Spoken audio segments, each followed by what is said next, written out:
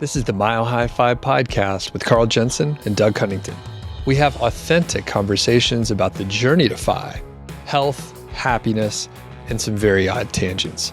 We interview Fi experts, side hustlers, people on their way to Fi, and those who have reached the other side. Join us every week, and if you want the show notes and links and all that other stuff, head over to milehfi.com. This is a very special episode of the MHFi podcast. I interview Carl. This is actually an interview that we did back in early 2020. Carl was a guest on my podcast, so we didn't know each other very well. And I asked him all sorts of questions about early retirement and life. And you can see sort of the spark between us in this early interview. If you're not signed up for the email list, you should definitely check it out. You can go to milehfi.club. There's a link wherever you're consuming this piece of content. There's a link in the show notes, so you could follow that over there. And we just let you know when new episodes come out, occasionally send out some interesting information. So without further ado, let's get over to the interview. I asked you about office space earlier. I told you to think about office space. And if you're like me, we're roughly the same age and we worked in software, and you must really like office space. Do you have a favorite scene? I do like Office Space, but this brings up a story. Office Space came out at about the first time it came out when I had my first real job. And at the time I was working for probably one of the worst bosses I ever worked for. I'll call the guy Merv. Merv was an interesting character because he was a micromanager. He liked to know exactly what we were doing. He would stop by our cube like every 15 minutes and we'd catch him like peering over the cue ball. And then the other thing he was real weird about is he didn't want us to talk to anyone else in the organization. So if he saw us talking to someone from another team, he'd take us back like to a secret room and ask us what we were doing and why we were talking to this person. And we'd catch him like eavesdropping on our conversations too. And the reason I'm telling you all this is because this manager looked exactly like, what was the character's name? Milton, the guy who they shoved in the basement of Office Space. So when I saw Office Space and that character came up, I don't think I enjoyed the movie like I used to. And I haven't watched it since then, but I should to see if I have flashbacks about the job. So I thought it was a great movie, and it was very reflective of my career in IT at the time. That character, still just thinking about it now, gives me the willies. I have no idea what happened to that manager, but yeah, I went on a big tangent there. So There's my Office Space story that probably no one else in the world has. Yeah. Well, funny thing, one of my early bosses at a co-op job, he looked like Lumberg. So with the glasses and suspenders, and like he would come and, I mean, we worked on weekends and I was only getting $12 an hour, which was a lot, in college. I was like, this is fantastic. I get time and a half on the weekends. But, he was like, hey, can you come in? We're doing shift work. Can you come in the afternoon and stay late? Luckily, I was pretty nerdy, so that was fine. It wasn't a big deal. Yeah. What was your favorite part from the movie? I can't remember the quote exactly, but Peter is saying, like, humans weren't meant to spend their time in cubicles. We're meant to be outside and like enjoy life. Yeah. So I think very good. A theme is going to come, through our conversation here around that. But I always think about it, especially like once I got out of the cubicle and at least could work from home. I was like, this is much better. I could go walk outside, take a break. No one's like coming into my cube, looking over my shoulder. Yep. And all the FaceTime that you have to, spend just to like get promoted or something like that. Yeah. Sometimes the best worker does not get promoted. That was always kind of depressing. It was the best brown noser, especially at the same company that I mentioned before. I could go off on that forever, but we don't want to hear those stories. Yeah, I was going to say I can go off on another tangent in that direction too, but reel it back in. The reason why we're chatting is you have a very interesting story because you're relatively young and you've retired. So how did you end up at this point? And you could sort of like take your time, take us on the journey here. Yeah, sure. And I don't mind sharing my age. We'll work backwards. I am 46 now. I just turned 46. I stopped formally working at the age of 43. And I got this whole idea when I was 37. I remember it was October of 2012, and I was in software like we talked about. And for the most part, it was a good job, but this particular job was writing code for a medical device. So, and previously I had worked in industries like insurance or point of sale systems where if you mess up the code, you might quote someone the wrong price for an insurance policy, or you might charge someone the wrong taxes for a purchase. But in this case, if I screwed up the code, I could potentially cause serious harm or kill someone. So that was bad for two reasons. And the number one reason was just the stress. You always had this kind of dark cloud over your head thinking it's not like a job where you're a pilot where as soon as you go home, the stress is done, you've done your job. But this, I could have potentially introduced a bug in the code 5 years ago that could harm someone that's been hidden all this time and took a weird situation to come up. But the other reason was I didn't do a whole lot of coding. It was mostly writing documentation for the FDA, dealing with audits. So I'm sure you were a software guy. Like I love the code writing part of the job. That part was really fun and cool, trying to solve the puzzles. But everything that went along with it was not good. And I had this job for a while, but at one point in October 2012, we thought there was a bug in the code, and I thought I caused it. And it was a bug that could have potentially harmed someone.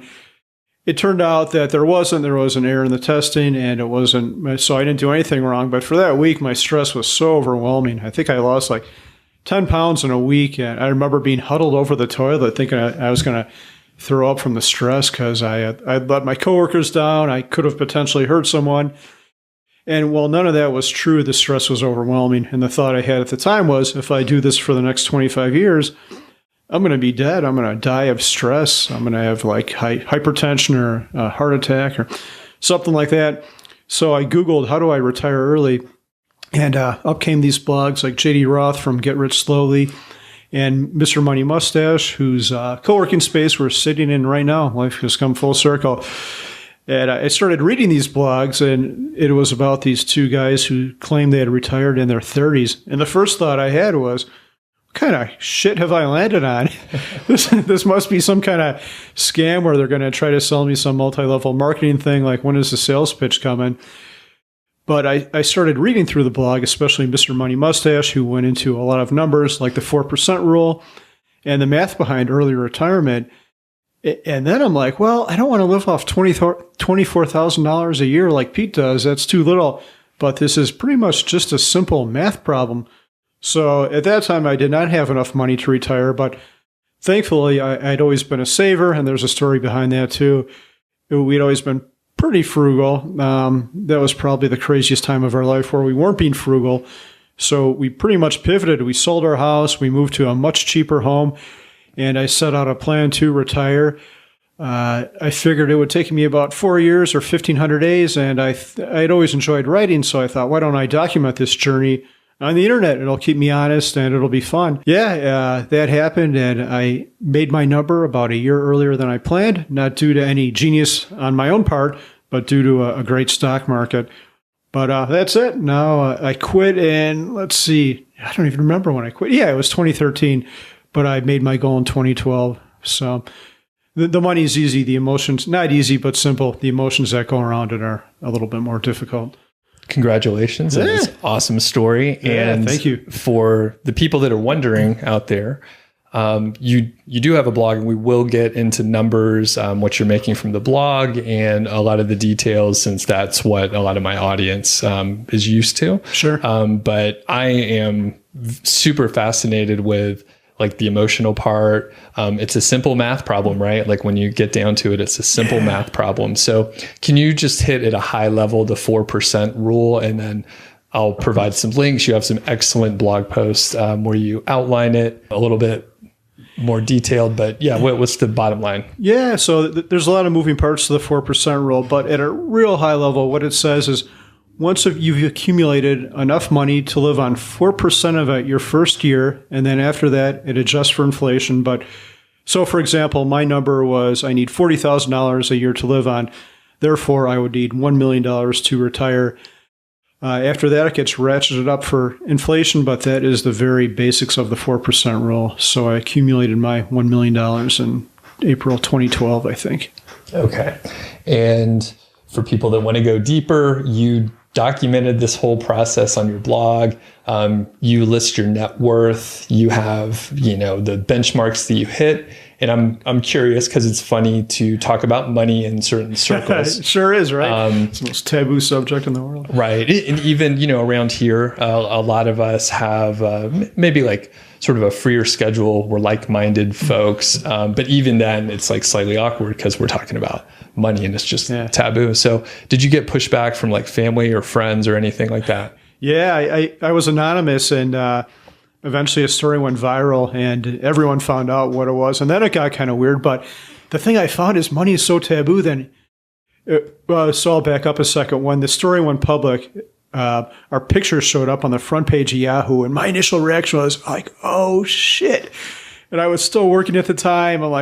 But then I'm like, no one reads Yahoo News. Like, who reads that anymore? But then it turns out everyone reads Yahoo News. We started getting all these text messages like 10 minutes later saying, hey, you're on Yahoo and you've got $1 million. Like, holy shit, why don't you tell us about any of this? And I'm like freaking out. I'm like, oh my God, my job's going to find out. But then I thought maybe this will be good. The whole reason I've been so open with money is my goal was to kind of bring it out into the open, because if we all talked about it, I think we'd be a lot healthier. We could start helping each other out and not trying to hide behind expensive cars to disguise our insecurities and everything that goes along with not having money. So I thought it would be a good exercise to be public with it. And it turned out we haven't helped. I've helped people, but no close people, no friends or family, really. I found they don't care or they just feel weird about asking about it. Mm-hmm.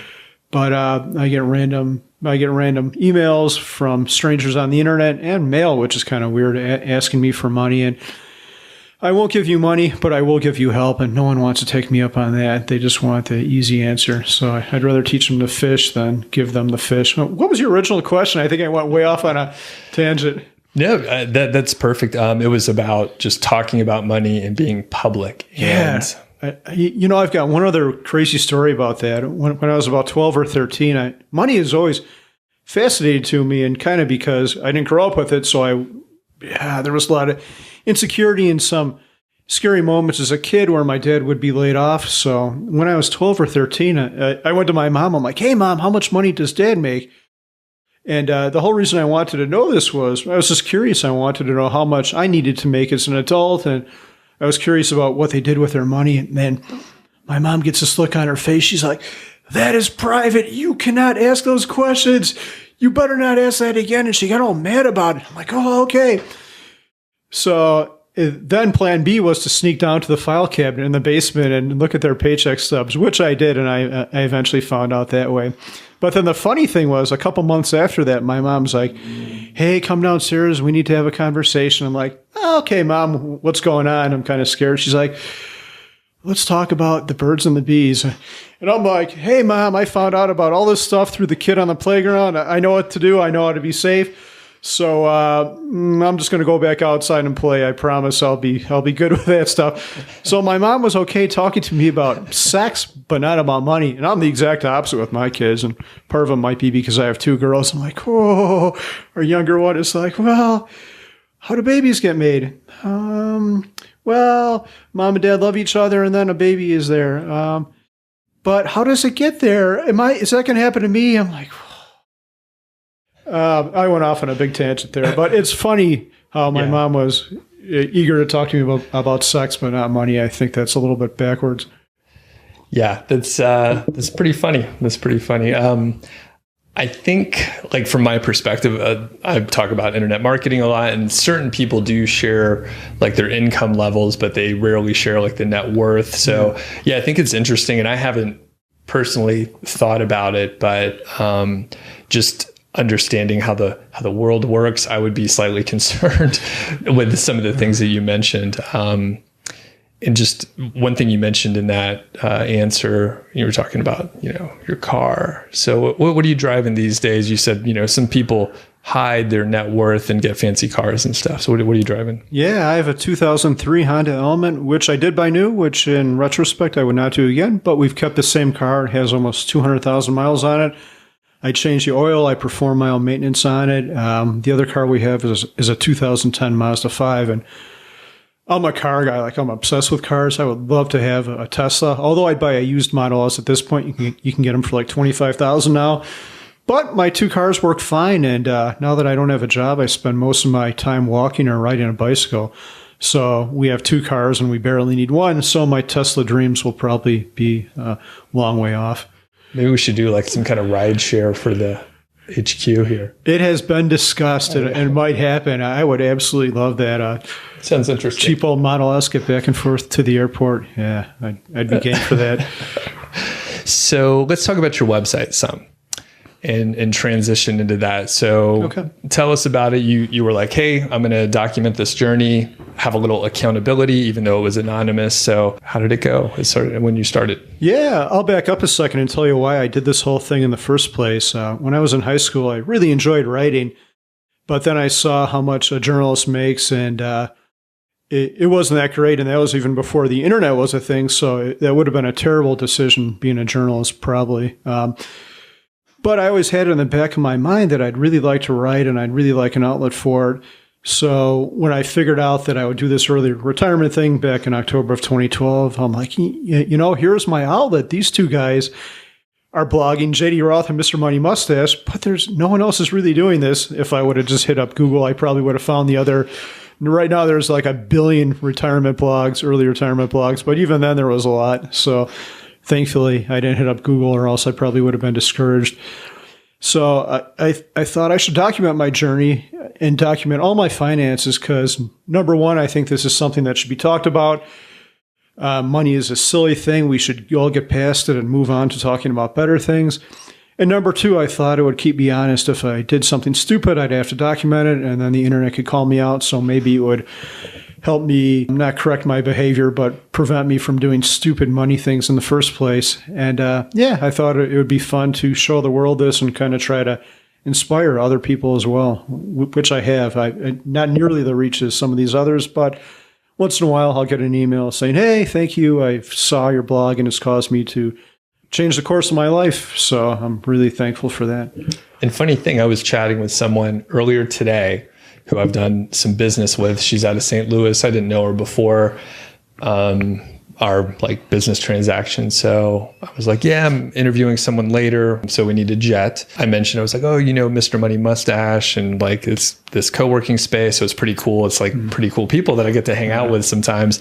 And she was like, do you know Mr. 1500? And I was like, are you serious? Yes. Oh, okay. Yeah. And she was like, yeah. And she was like, Carl and Mindy and blah, blah, blah. And so she's a little bit of a fangirl, stalker, just normal. She's fine. She's going to watch this. So she's fine. Farther than you think. And I mean, how much traffic are you getting these days? Yeah, I get about 100,000 page views. And one other thing I'll say about the blog is I wrote for an audience of one. I never thought anyone would ever read my nonsense. I'm still very much an amateur. I go back and read my early posts. It's like, oh my God, this is like 13 level. You didn't even get there, and there right. What the heck's the matter with you? So I'm very thankful that people read it. And I'm very thankful that some people have actually gotten something out of it because it's always been my own personal journey. And I always meant it for myself. And I still have to pinch myself that it's very bizarre when people come up and tell me, or stories like this. It's just, it's surreal. I didn't read much until I was prepping for the interview here, but I think your writing it's funny in a dry way that I really appreciate. So, do you have any specific inspiration or I guess role models that you looked up to as writers where you're like, I kind of like that. I want to write like that? Yeah, I'll give you. There's two things that immediately come to mind, and the first one is Pete, Mr. Money Mustache. I remember reading one of his posts where he's talking about, I don't remember what he's talking about, but what he wrote is like, he said something about being the person who farts in a quiet room. And when I first saw that, I'm like, wow, I can't believe anyone actually wrote that. But then I thought, this is awesome. This huge blogger just writes stuff like this and he uses like F-bombs and profanity. So he was one because he gave me permission to write in my own voice, which often includes stuff about farts and sometimes profanity. But the other thing is just to find your own voice and write that, because if you try to be someone else, you're not going to write as well and it's not going to come off as genuine. So you just got to be yourself, and that dry, stupid humor that I use is like the purest expression of my personality, which I don't think comes out much in my real life. If you see me like that, I might have had, if you see me talking like I write in my blog, I've either had a couple beers or I'm very comfortable with you because I think we all put up these facades, and that's mine, a little bit of insecurity. So the blog is the purest form of my personality. And if anyone's thinking about doing this, just write however you are. Hopefully you're not super boring and super dry, but I don't think most people are. Everyone has something interesting to say, and there's 7 billion people in the world, and over half of those people are on the internet. So write in your own voice, and your audience will find you. There's certain things you have to do to promote and do that, but just be yourself. It's the simplest and kind of cliche advice, but I think it's also the most important. Very good. And as far as like revenue, so you mentioned you're getting about 100,000 visitors. That's per month, I take it? Yeah, per month. And then revenue wise, can you tell us like how much you're making and then the different methods that it's coming in? Yeah, I never really set out to monetize the blog, and I'm still not very good at it. There's lots of things I could do that I don't do, like sponsored posts and trying to sell certain products. The two things I do are, number one, ads, and those generate they're widely variable. They pick up a lot around December because of the shopping season, but they're usually between $800 and maybe $1,400 a month. And the other thing I do are affiliates. And the only one I do right now is Personal Capital, because I think that's a great way to look at your financial picture. I don't use their service, but I do that one. And if someone signs up for that and they have $100,000 net worth, I get a $100 commission from there. So the blog revenue is widely, 1 month it'll be $1,000. It probably maxes out at like $2,000 a month right now. Okay. So I never set out to really do that. Like I said, it was always meant to be my own journal. The first 3 years, I made a total of $100 for the blog. But then I still like making money, even though I'm retired. I don't mind having, it's still fun. I like the challenge of making money. I think Warren Buffett had a quote, like Warren Buffett has $65 billion and he has all the money he needs, but it's kind of like a game, and that's what it is to me. So I felt kind of silly leaving money on the table. I can have some ads that aren't intrusive. I don't do things like pop-ups. That kind of stuff drives me nuts. But it's also very good if you do that. You'll build your email list, which is very important. So I do the minimal amount, which still generates a little bit of extra spare change to go on vacations or pay for my daughter's braces, which came up this month. Man, braces are expensive. Holy shit. $6,000. They were $2,000 when I was a kid. Wow. Should have been an orthodontist. Oh, well. Yeah, no kidding. Big tangent there. They're super expensive. My wife is doing hopefully she won't be upset. She doesn't watch or listen to any of this stuff, but yeah, she's doing the Invisalign type deal. So sure, teeth are expensive. Yeah. And I was going to say, there are people with my same traffic that probably make 10 times as much. So if I wanted to sell certain services or do other affiliates, create a course, I could be making far much more money. But then it would change the calculus of the blog too. And the reason I'm doing it, I do it to amuse myself. And at that point, it would be more like a business and a job. I don't need any more money. Therefore, I'm not going to do it. But if you are thinking about starting a blog and you do want to make money from it, certainly there are other ways to generate money and more money than I'm doing. Definitely.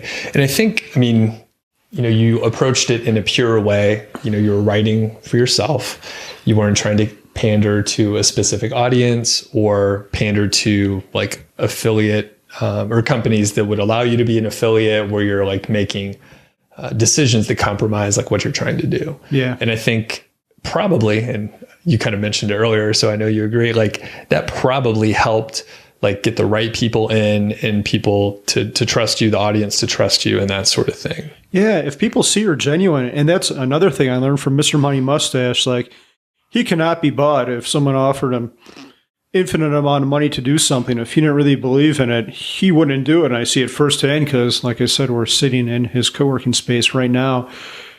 So I'm not saying that these services aren't good. I think there's plenty of them that are good and could generate income and could help people. But I'm just too lazy to spend the time to research them, because if I'm going to promote these to other people, I'm going to spend the time to sign up for X real estate company and put money into it and let it sit there for a year. And and see what it does, because I can't honestly promote something unless I've vetted it myself. Yep. And I mean, you probably get pitches all the time. I have a modest YouTube channel, and basically I get an email per day where someone's like, hey, will you try out our product? You could sign up as an affiliate. And I'm like, I don't even care. But if you had to, if you really wanted to, if you paid me $1,000, I'll make a 7-minute video for you, because I'm like, I could do that, it's not so bad. Do you get pitched all the time like that? Yeah, it's funny you have that. And I put a goofy guest post policy on my blog, and it's kind of similar to your thing there. I say, if you pay me $10,000, I'll promote your product with a post for up to 24 hours. But after that, I reserve the full right to take it down, and I reserve to write whatever I want before and after the post, an intro and outro saying that I do not believe in this product. I do not support it. At this point, I am selling out for $10,000. So take this as you may. It's accomplished what I wanted, because no one has taken me up on that offer. But if it's a good product, if I think it'll help someone, I'll promote it for free. And I've done that many times. I don't need any more money, but it's nice to be able to help people and when you get a nice email saying, hey, thank you, you've helped me. It brings me to tears. Actually, I'm not embarrassed to say that. So, because you can change lives, and that's more important than another dollar in my pocket. Indeed. And are you good? Do you want to take a break, get more water or anything? No, I think I'm pretty good. Okay. So, speaking of that, you've accumulated a good amount of money. You're making money on the side from the website and probably a couple other things you got going on too. We talked earlier about happiness a little bit. Sure. So how do you bridge, now you realize, okay, have enough money. Now what are you working on? Let's talk about the happiness stuff. Yeah, and the happiness is so important. Before I get into that, there's something else I want to mention too. When I discovered this whole FI thing, and even before that, I was so hell-bent on accumulating money. Just because, like I said before, I had financial insecurity from some of my childhood.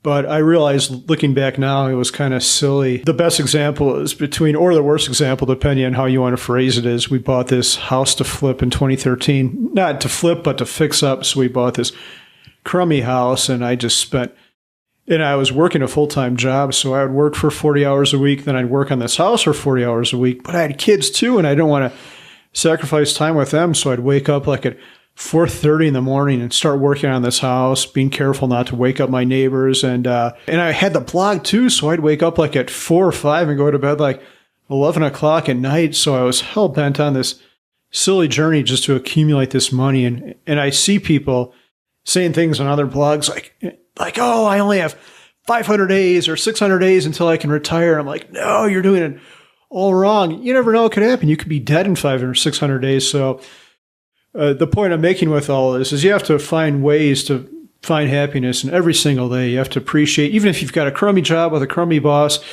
you have to either change that or find ways to appreciate your life every moment, because it goes by too fast, and you can't wish your days away in favor of some future payoff. That's just the wrong way to live. And please rephrase your original question, because I went off on a big tangent right there. The goal originally was to accumulate money, but now the goal is really making sure you're happy in your day-to-day life, whether or not you had a job, probably. So I think you sort of answered it, but if you want to elaborate a little deeper. Yeah, early retirement can be a tricky thing, because a lot of us were determined. We probably had stressful jobs like software. And Doug, you mentioned you worked on weekends, and I worked heavy-duty hours too. I had a couple months where I worked a lot of 80-hour weeks, and so all of a sudden you stop working and you've got this big vacuum in your life. And I've heard people who have done this early retirement thing that have actually gone back to work. And this goes back to a little bit about what I said before. Cultivate a happy life beforehand, and you won't be left at a loss when you quit your job. The main thing I found when I quit is all these little activities that I would try to squeeze in between the job and all this other stuff I was doing expanded. So, for example, I would squeeze in a workout for 20 minutes, maybe 3 days a week, and that would always be the first thing to fall off. But now I sit there and I bike up into the mountains, so I'm out on my bike for 2 or 3 hours. I can do a weight workout for an hour and a half. All these things I did before have expanded. I say, look at how your weekends look. And if your weekends are super busy, you're running around by Sunday comes, you're exhausted and you're not looking forward to going back to work because you didn't finish half the stuff you wanted to do, you're probably a pretty good candidate for early retirement. On the other hand, if your weekends are watching TVs and your hands are orange from Cheeto dust, I would say maybe you want to stay at your job or cultivate your hobbies or find stuff to do. But yeah, it all comes down to happiness, and that's a deep, hard thing, because I think a lot of people think we know what makes us happy. A lot of people think this new gigantic pickup truck or Lexus or whatever car is going to make us happy, but it really doesn't. It provides for short-term happiness, but trying to find deep fulfillment and contentment in life is a whole other thing. And I happen to love creating stuff. I like to build things. I probably work harder in retirement than I worked at a job. That's what makes me happy. I'm working on a house right now. I'm working on a webcomic. So I use the word work a lot, but I'm not working for a paycheck. Some of this stuff does pay, but I'm working for happiness. My paycheck is happiness. And if there happens to be a side effect of getting paid for it, just like the blog I write because I love it, that's great, but that's not the reason I'm doing it. And I think we may have said this specific thing when we were out hiking a couple weeks ago, and I completely lost my train of thought. It's funny that happens. I describe myself as like a busybody, so I will find a project. So if we're like on a desert island and there's, let's say there's plenty of fish and food, and like we don't have to worry about water, like things are fine. Like we even find a shelter. Imagine Gilligan's Island, right? So we show up on Gilligan's Island.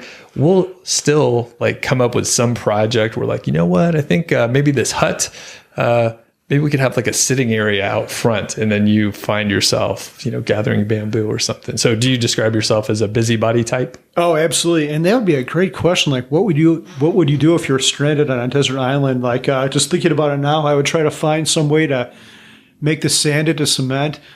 We'd come up with a new cement product. I would cut down the trees. Some of them, I like trees, so I wouldn't cut them all down, but we'd be making like epic tree forts. And we'd probably try to build like a house out of trees. Going on vacation actually makes me depressed because I like work. Sitting on a beach all day would be my worst nightmare. There's a quote from, I think, George Bernard Shaw, who was a playwright, that said, "My idea of hell is a permanent vacation." And I'm totally on board with that. My ideal vacation is something like what Pete, Mr. Money Mustache, does, where he goes to some nice place that he hasn't been before and does work. Like I know he went to Hawaii and built a bathroom for someone, and he does trips like that. And that's my ideal of a trip, where you work pretty hard, maybe in the mornings, and then you have a beer in the afternoon or go for a hike like we did, blow off some steam. So I think work is fundamental to happiness for humans. It's just finding out what work makes you happy and what kind of busybody work makes you happy. My worst fear is not having something to do.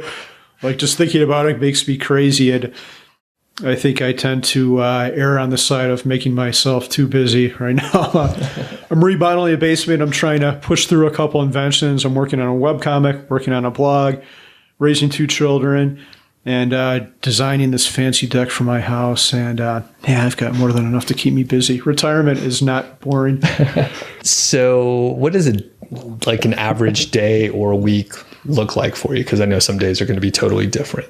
Yeah, I would say there is no such thing as an average day. I guess there might be something as an average season. So in the summer, I have 2 daughters and they're out of school, so I like to maximize the time I spend with them. And so we ride bikes. I'm working on a birdhouse and bat house business with my older daughter. She wants to sell these things online and make them. And with the younger one, this summer, we're going to be building a playhouse. Again, I can't stop working, so I like to try to get them to do some work. So my younger daughter was like, "I want an art studio and a playhouse for the backyard." I'm like, "Okay, I could do that, but I'm going to teach you how to build too. So you're going to learn how to use a drill under my supervision. She's not going to get injured like I do here, protection, eye protection." But I'm like, "We're going to build some stuff, but we are going to build it. I am not going to build it for you."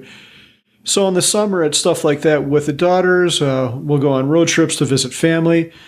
And in the winter, it's widely variable. We went for a hike. I'm doing this interview with you right now. I help run this co-working space. I'm a part owner of this, so I help run this. I interact with members. I'm working on an invention with a couple other members. I work on my house, but every day is a little bit different. What I do try to do is the first thing I do in the morning is put all my goals on a Google Keep document, what I want to get done, try to organize it effectively. If I need to go out of the house, I'm going to go here, here, and here. So I try to plot everything effectively so I'm not on the car frequently. But that's a hard question because every day is so different. And this brings up kind of a philosophical thing. Before I quit my job, I was so afraid of uncertainty. I was so worried that I wouldn't be on this routine and I wouldn't be doing this between 8 to 5. But now I think the uncertainty is the best part of life. Like, okay, today I'm going to work on the basement, but if a friend calls me and he needs help with that, I can drop that and go help my friend Eric put siding on his house or do whatever. And random interactions with people here at the co-working space. So the uncertainty is really good. And I went off on another big tangent here, but that's perfect. Yeah, every day is a little bit different, but it's great. You learn to embrace that, and you learn to go with things that come up. Someone will say, hey, let's go for a hike on Mount Sunita. Okay, sounds good. I don't have anything to do for the next 3 hours, and that's really good. I will say there are core activities for life, and those are dropping the girls off, picking them up, and exercise. Before I retired, I weighed over 180 pounds. I had hypertension, this big gut, and I still have a little one now, but now I'm high 150s, so I'm in much better shape. So that's become a core part of my daily routine. So no matter what, I find a way to fit that in. I'll drop anything else off my schedule while the girls are at school to make sure I get my workout in. And I found, I guess, we'll talk about the definition of retirement. I don't know if people would consider me retired since I do things kind of like you. However, I lost a pretty good amount of weight. So I was like in the high 170s and, from reading your blog a little bit and researching for this, like I'm around the same weight I was in high school. And I think you dropped basically around the same, right? So you're in great shape now. Yeah, Doug, you're very fit. I haven't seen you with a t-shirt on, but we've been all bundled up for wintertime, but you're a very fit person.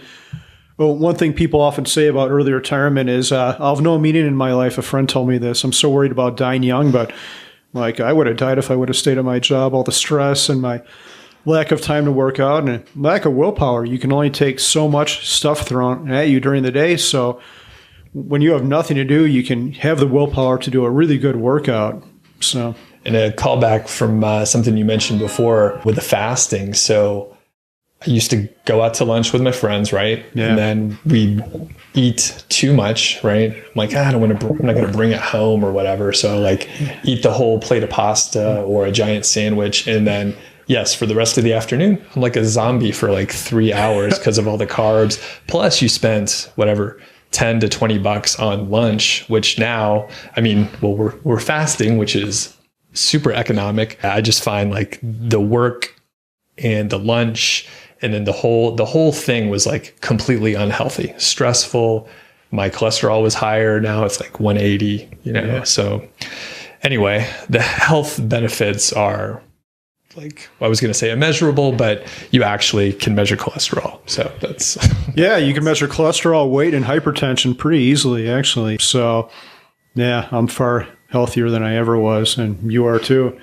It's a lot easier to put, like intermittent fasting, I'm going to say right now, I wouldn't have been able to do it working because I wouldn't be able to take the stress in the morning, and I wouldn't have been able to push through the hunger. So, and now I can not eat till 12 or 1 sometimes.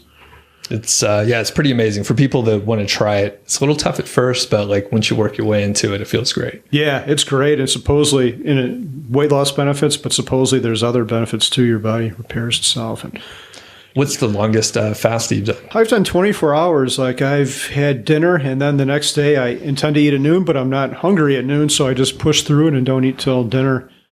Okay. So 24 hours. I've never tried any of the long-term fasting. How about yourself? Have you ever tried like a week-long fast or any of that? No, exactly what you said, where I actually compensate with coffee. So I'll like drink too much coffee, which leads to just horrific, like just terrible breath. So, that's why we're sitting so far apart. But I compensate with coffee. But yeah, a couple of times I've done like the 23 and a half hours or something like that. Uh-huh. So, and yeah, it's weird. You make it through and I'm like, I maybe could have like gone to bed and like made it, 36, but I don't have a big driver to do that. So I was like, all right. Yeah. It kind of becomes a superpower too, because you build up that willpower muscle and you find that you're able to push through other stuff. I can push myself harder on a workout or make myself do other things that perhaps I wouldn't have been able to just because my willpower has grown. Yeah. And I would be a little bitch if I got hungry and we're like at the airport or something like that. Yeah. Like I would just melt down like a kid, So this is really good because I'm like, no, I'm good. Let's keep going. I don't care even if we don't eat for a couple hours. Yeah, it's nice. I've had that same situation where I get to the airport and I'm hungry, and then you look at that burrito is like $15. I'll just wait till I land, and it gets something cheaper at the grocery store. So yeah, good on so many levels.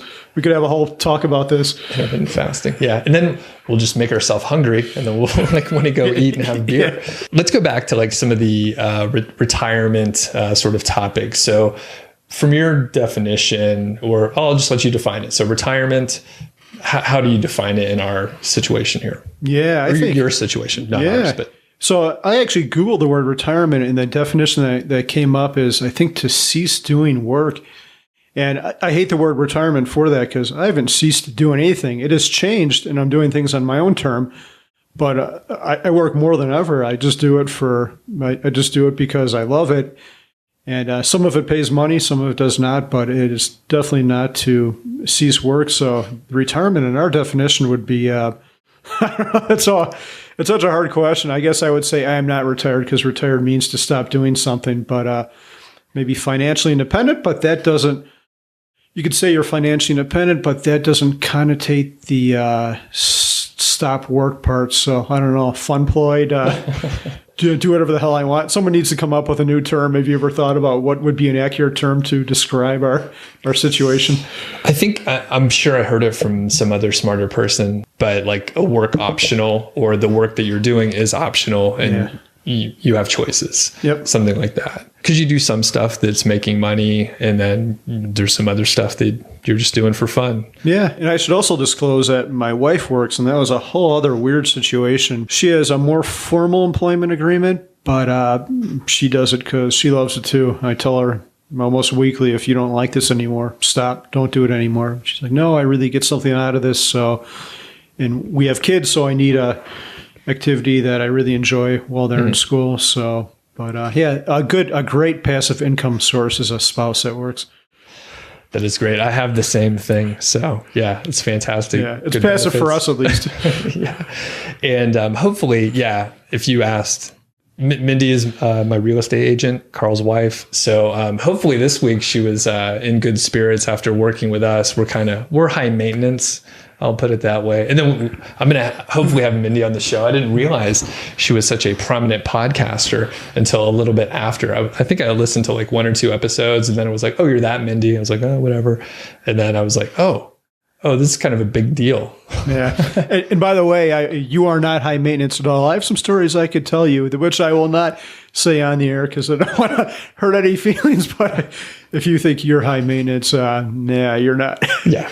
I'm like just walking in, apologizing constantly, but that's kind of my style. I don't want to be in position for anyone, Yeah, I understand. You're a thoughtful person. So sticking with the retirement ideas, did you have like a hard time at the very end where you were like, like we see the math, but what about the risk in the future, the unforeseen just future, the consequences that you may just have no clue about? Yeah, it's interesting. Maybe I'm stupid, but from a financial standpoint, I never worried about anything.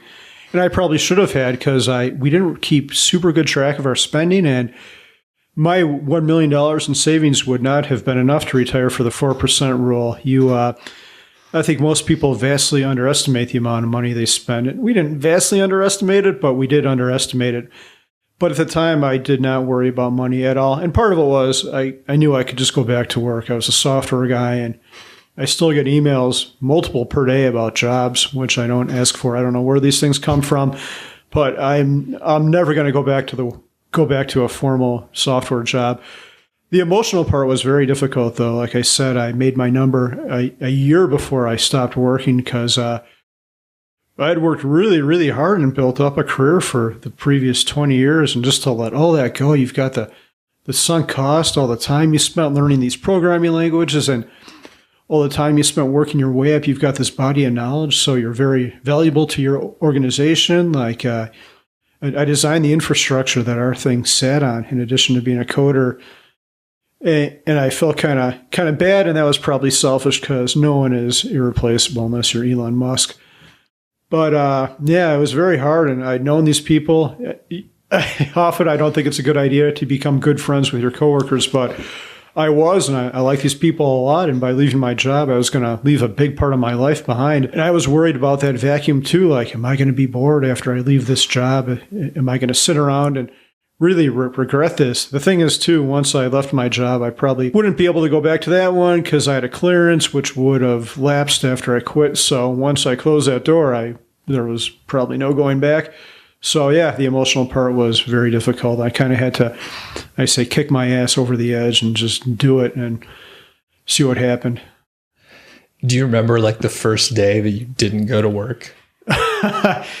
Yeah, I actually do, because my life kind of came full circle that day. So I remember my last day was a Thursday, and that Friday I had some friends over, and they were all friends I met through the early retirement community. Like a couple of them were readers from the blogs who I became friends with, and Mr. Money Mustache himself, Pete, came over to my house. So it was weird. Like, one of the people who gave me this whole idea of early retirement was now at my house on my first official day of retirement. It was kind of poetic and beautiful in a way. So yeah, that was the first thing I did. I think that was April 13th. Yeah, April 13th or April 14th of 2013. I'd have to go back and look at a calendar, but I took a picture of it too. And then it was, let's get back to work and start working on life. So I did not take any downtime, no decompression. I moved right back into other things. Doing stuff. That's pretty cool, because I think that would be really tough. I mean, I guess people are like parents' age that retired, and, people, they sit on the couch and they start watching TV and they don't get up, and, their health declines, and they never really get to enjoy their retirement, Yeah, it's really sad, right? Because if you think about it from a physiological standpoint, our bodies are in decline after the age of like 28 or something like that. You don't see many professional tennis players still ranking high, especially in their late 30s. So, and you might not notice it because you were never a top athlete, but yeah, if you wait till 65, then your body's in much more decline. And I want to enjoy life while I still can. I want to go hiking with you and snowshoeing. I don't know if I'll be able to do that stuff when I'm 65. People are always so afraid, even people who have accumulated the money. But what I always tell them is, there's always that chance your fear might come true.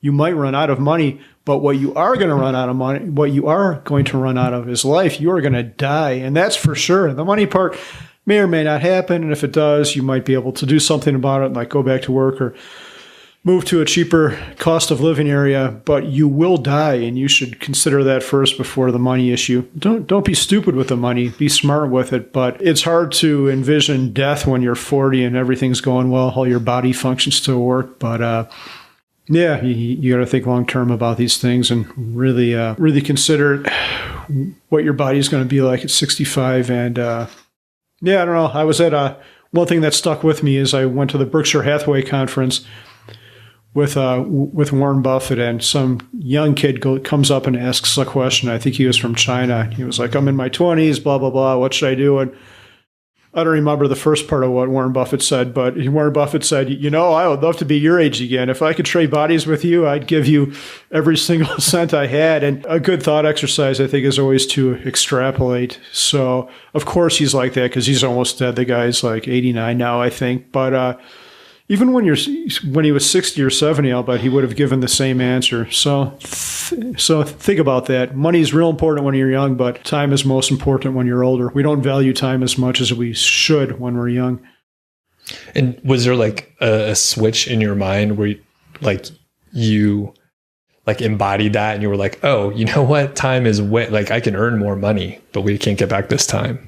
Yeah, I think about it every day. I don't think there is one specific moment, but that particular thing has always stuck with me. And perhaps I think a little bit different than most, but people are, when they talk about this early retirement thing, people are like, well, I want to live it up now because what happens if I die young? What happens if I die when I'm 60?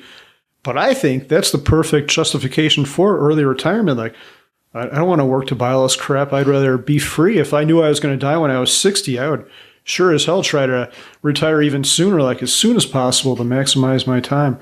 Yeah, definitely. I guess I'm weird too. And actually, I'm definitely weird. But I think the same thing, and I have for years, where it's just like everyone is definitely going to die, and you don't know when it is. And not that we're out there doing crazy stuff or risky things or anything like that, but it's just like appreciate what you have going on. Yeah, your time is your greatest resource. Don't ever forget that. It's not money. Do you have any tips for people that they want to go down a similar path, and I kind of want to focus on the expenses area? Sure. So, because I know you said you maybe weren't tracking as well. My wife and I were pretty meticulous. We've tracked like pretty damn close for the past like 4 years.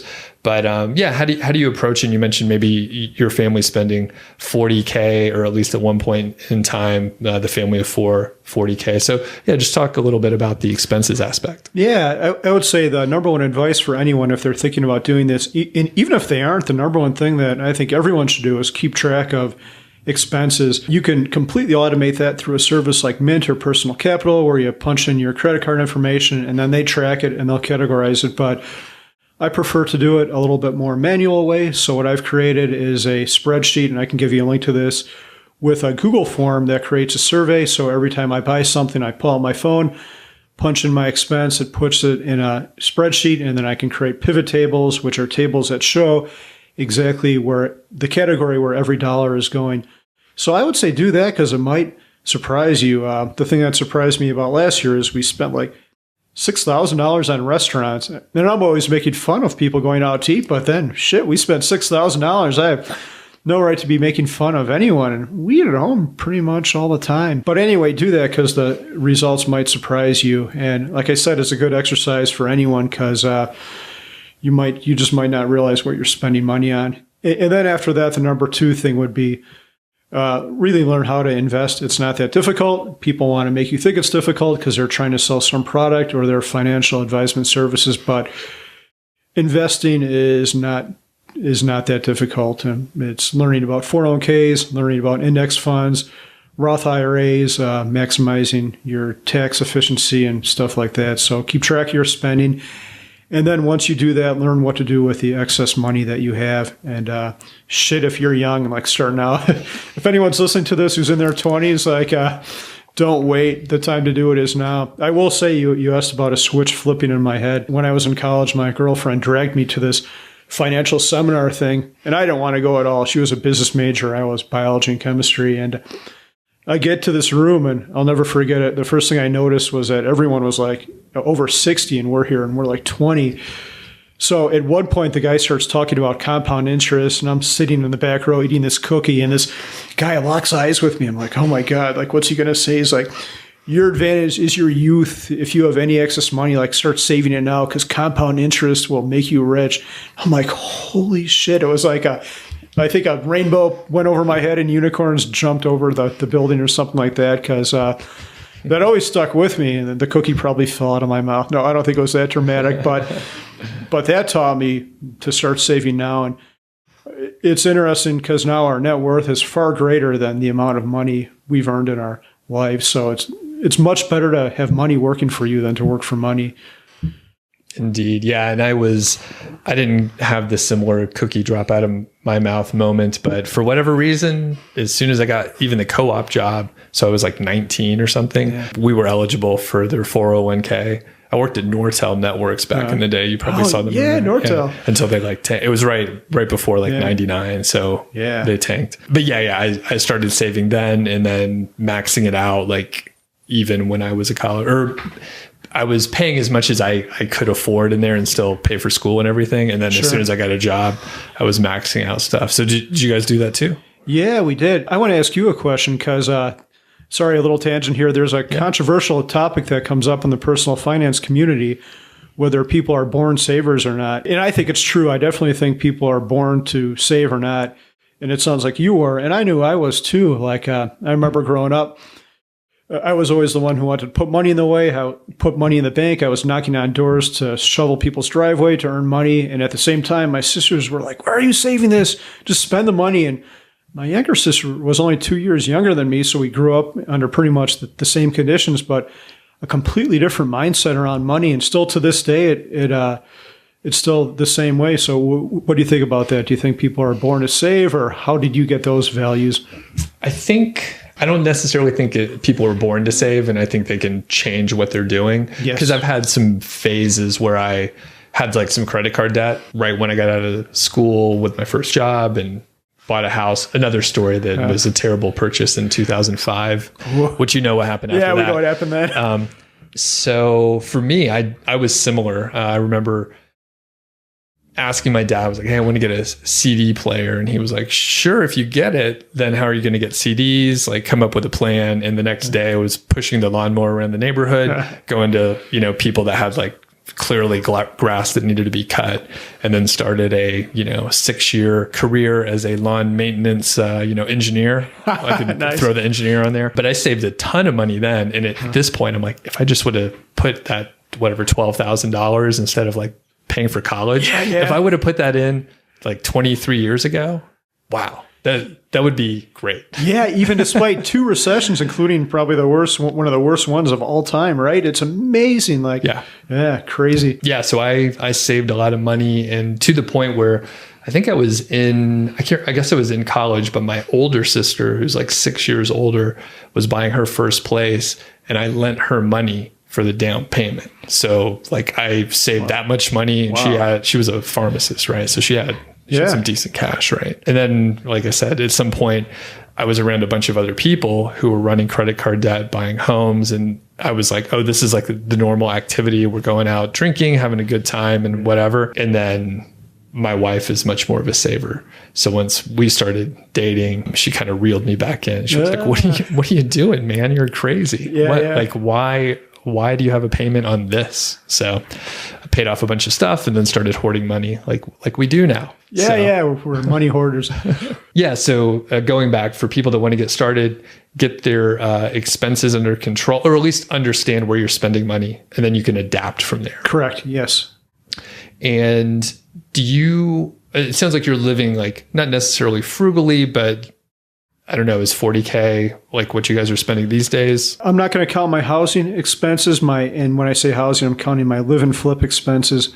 We're fixing up a house right now, which is a whole other deal that we could talk about if you want to, but we don't have to. But our spending last year was about $60,000. 14,000 of that was, or about 18,000 of that was for a mortgage. I believe in keeping a mortgage.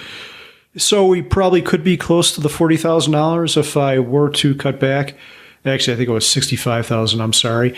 So we'd still be about $10,000 over, even if I paid off my mortgage, which I don't wish to do. Yeah, it was still more. We still spend more than I thought we do, and some of that is discretionary stuff like travel, which we could cut back on. I don't drink a whole ton these days, but when I do, it's nice beer, which, man, you could spend $20 on a 4-pack of beer now. Holy cow. Shout out to WeldWorks, but it's good. But if I'm going to drink beer, I'm not going to do it often, but I'm going to have quality stuff. And I didn't get to grab, I'm going to bring you a bottle of beer for sitting with me, but I didn't bring it right now. But do you like Belgian beers? Okay. Oh, yeah. Every kind is good. I actually have. One of the good things about blogging is people bring me good beer, including you apparently, but someone brought me a Westflaven 12, which for a while was considered the best beer in the world, and it's sitting in my cabinet right now. Have you ever tried that before? I have. So that is, for the people that don't know, that's like one of the rarest beers in the world. And they don't distribute. You have to go to the Trappist monastery in Belgium to get it, and you could only buy a limited amount. So super hard to get in the US. In 2012, it was like a special release. Yes. So you remember that? I do. The monastery needed a new roof, so they did a sale in the US, and there are people camping out at liquor stores to buy a 4-pack or 6-pack of it. Yeah, and it was like $100 or so. Yeah. And I didn't have the, I guess, desire enough to snag any then, but one of my friends did, so I bought it from him. So I was going to say, I actually have a bottle, so maybe sometime we can each have our different vintages and taste them. So it's definitely good to share. Yeah. Yeah, that's cool. That's cool. Somebody brought you that. That's a very special beer, man. Yeah. Jake from the space here. I know, right? He was there on a work trip, and he did the road trip up there and brought back 6 of them. So Very cool. One of the questions I wanted you to think about ahead of time was like a recent purchase that you're like, hey, this was a good purchase over the last year and a half or something like that. So did you get to think of anything? There's been a couple things that I've bought that were surprising. One was I like to travel as light as possible. So I've got kids who think they need to take all their worldly belongings with them, so we end up with all these suitcases. But I like to travel just from a backpack. And one of the things is if you're going to a cold weather place, you need a jacket. But it might be hot here, and you might be going to a cold place. So I wanted a jacket that would stuff down. So I bought this New Balance puffer jacket from Amazon. I think it was like $40, and I can squish that thing into a tiny ball and fit it in my backpack. So that thing is outstanding, and it's warm too. I see people buying these like Patagonia ones that cost like $200 or $300, and this thing has held up just fine. Two other things: I made an electric bicycle, which is wonderful. So when I first did this thing, I had some hardcore bike friends telling me, "Oh, so I guess you just don't want to bike? Are you going to bike up into the mountains on our bike ride with that?" I'm like, "No, dude, it's a substitute for a car. It's a utility item. It's not an exercise thing. I do this instead of driving." So that's been great, and that costs a little bit more with a donor bike. I think I spent about $1,400 or $1,500 on there. And the third thing I bought for creative purposes was an iPad Pro, which was expensive. I bought a used one with the Apple Pencil, but man, that thing is a beautiful device. If you like to create art, Procreate, like a one-time fee at $10, and that thing is just outstanding. I love the iPad Pro. Very cool.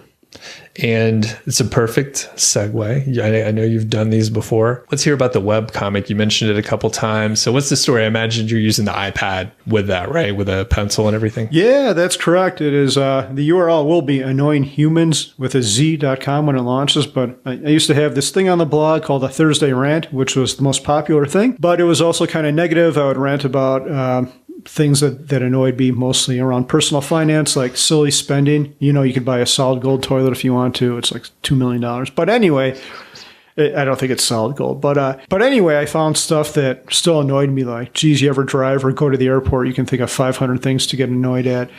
So I needed an outlet for this where I could just dismiss these things and have some fun with them, I guess, kind of change my mindset.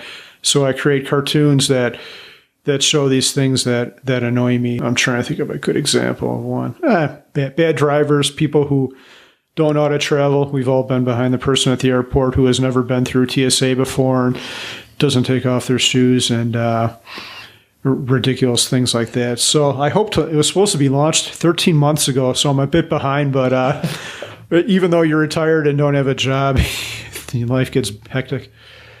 And I was going to say, like, I'm curious how you keep on track for the things that you want to do. So we talked about sort of a daily and a weekly approach, but like quarterly, do you have a look? I know you do like annual reviews at the end of the year and kind of reflect on what happened in the last year, what you're aiming for in the coming year. So do you go back to it like periodically through the year to make sure you're on track? Yeah, I do actually go back and look at it. Some things just drop by the wayside. Like last year, we bought another home, and it was kind of a spontaneous purchase, which sounds pretty crazy from buying one of the most expensive things you'll ever buy.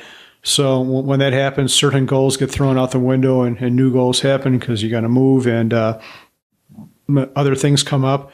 But yeah, I do go back, and I think it's important to reflect because, like you think of with working out with strength training, it's hard to lose your mojo, and it's easy to dismiss a day, and then that becomes a week, and then that becomes a month. So if you look at these goals, and especially if you post them publicly, you feel you've got a little bit of external pressure to keep up with them. Very good. And do you feel, I guess, have you gotten much, like, let me rephrase that, like pros and cons of having the blog? Like I imagine, just knowing from having my blog and other platform, like more people will talk to you. It's a good way to like network, just sort of indirectly. So yeah, any pros and cons of like just having the blog and being so like forthright on a lot of these personal items? Yeah, it's been a weird transition. I guess I'll start with the cons first. It's always weird putting yourself out there. Like another reason I thought I had to put my money out there is you can't really, it's silly to write about this goal of accumulating this money and not being open about it. I thought I had to be transparent. And I think anyone should be like that. It always cracks me up when you see someone with a blog. I like my goals to do this any amount of push-ups or do this, and then they don't show any pictures or documentation of it. You need evidence, and I've got a scientific mind.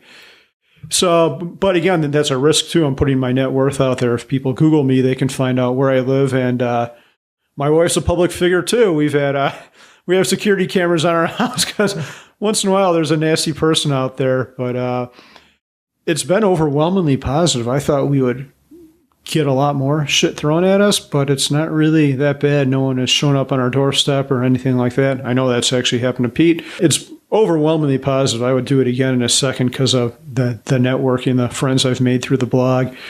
I've got friends like, what would that be, like PB, like pre-blog era, but most of the people I hang out with and see on my day-to-day basis are people who I've networked or met through my blogging or through this co-working space, which is also a result of the blog. So I'm very thankful for it. And that's the money's nice, but the number one thing I get from it is are the people and the relationships I've made and the fun projects I get to do with some of these people. Very cool. And last couple questions here. Is there something that you've like changed your opinion on in the like personal finance world, just in general? Yeah, actually there is. So I thought I was smarter than I was, and I tried to diversify by various real estate investments, syndication deals, a trailer park, and some other things. If I were to do everything over again, I think I just would have kept it simple and stayed with VTSAX.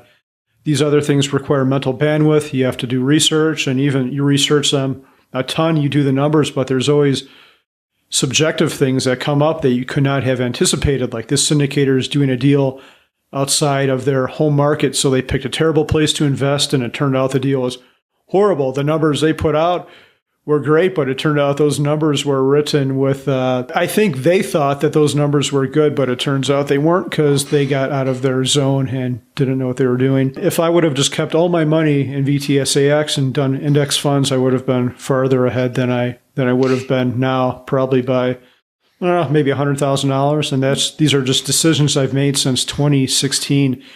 So it's very weird and it's very hard to wrap your mind around it. But in investing, the simple answer is the right one. And that's buy an index fund and don't worry about it. It's great because you don't have to consume your mental bandwidth and it takes care of itself, self-cleansing. Yeah. And that's a whole other topic. But yeah, just keep it simple unless you really, really know what the hell you're doing. Like you have a high degree of confidence. I still do.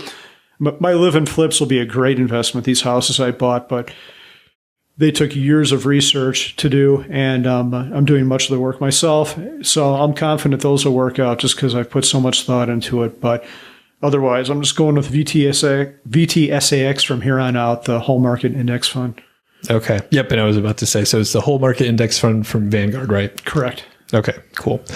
All right. Well, you have a few places where people can follow you. I know you got a YouTube channel, so we'll link up to that. And that's where you're covering the house renovation, right? Yeah, I'm showing my whole house renovation on YouTube, on a YouTube channel. So I hope to educate and inspire some people through that because people are generally, I find, afraid to do their own work. Electricity is not scary. Take proper precaution. Don't shock yourself because I just said that. But plumbing, electricity, home remodel does not have to be scary. I did not know how to do any of it a couple decades ago. And look at you now. Yeah. You got the YouTube channel and then you have your blog. So what's the URL there? Yeah, I still have the blog. That's 1500days.com, just the number 1500days.com. Very good. Anywhere else you want people to check out? If you Google that, I've been ramping up my Instagram so you can see some of my pictures on there. I'm on Twitter too. Retiring 1500, I think is that. But yeah, that's about it. If you're here in Longmont, come see us at our co-working space right here on Main Street. Fantastic group of people. Very thankful for this community that we have right here. Yeah, it's awesome. It's cool to have people that like understand like what we're doing like in general, and they know like the affiliate marketing stuff that I'm doing too. People just kind of understand side hustle kind of things. So it's an awesome group, super awesome group. Yeah. So thanks a lot, Carl. We'll link up to everything, and I appreciate your time today. Yeah, you're welcome, Doug. Thank you so much for having me. Thanks for listening to the show. That was the MHFi podcast, and I'm Doug Cunnington, the balder host, and Carl Jensen is the cool, sexy one. If you dig the show, please do 3 things for us. Number 1, tell a friend, a family member, an enemy about the show. We really don't care who you tell. Maybe forward them a specific show that you know that they will like. It's the single most helpful thing that you can do to spread the word. It's like giving us a virtual high five, and actually we don't give high fives in person, so the virtual kind's pretty good. And more importantly, your friend or family member or even your enemy will appreciate the fact that you were thinking of them. Number 2, make sure you're following or subscribed on your podcast app, Apple Podcasts, Spotify, Overcast, YouTube, whatever you're using, and that way you won't miss a show. And number 3, please leave us a rating and review. We read them on the show occasionally, and you might hear yours out there on an upcoming episode. Quick disclaimer, this show is not financial or legal advice. I'd actually be surprised if it sounded like it. It's really just for entertainment, and that's at least what we're hoping for. But seriously, get advice from professionals. Carl and I are just 2 guys with microphones that sit in my basement and talk. So we'll catch y'all next week.